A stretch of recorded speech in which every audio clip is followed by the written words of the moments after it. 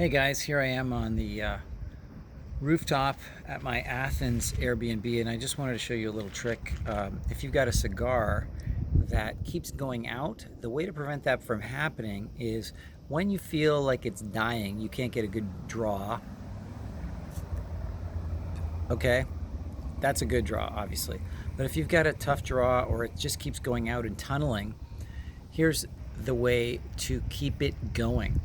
What you do is simply blow through the cigar instead of drawing in, because you can create a lot more force and push oxygen through it, and it will kind of burn around the dry parts or whatever, the wet parts or whatever it is that's preventing it, and it should help it keep going. I found it really works well. So you just basically do this.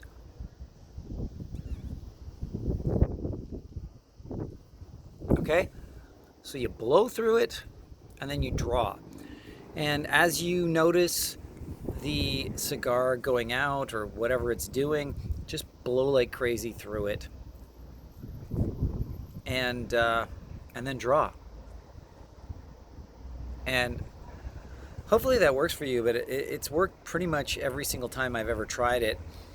And really, I mean, look, I don't know the principles behind it, but basically all you're doing is offering a lot more air, because your ability to push or blow is much stronger than your ability to blow in without inhaling.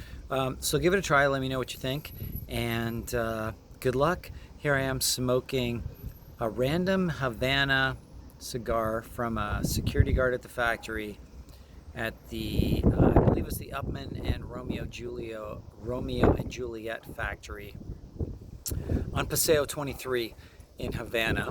That's the cigar. Mine is working great, but I bought a bunch of them and some don't, and that's what I have learned works really well for me. So hopefully that works well for you, and let me know your thoughts, comments, suggestions. If you have any other questions or you want me to try some other experiments, let me know. We'll talk to you soon.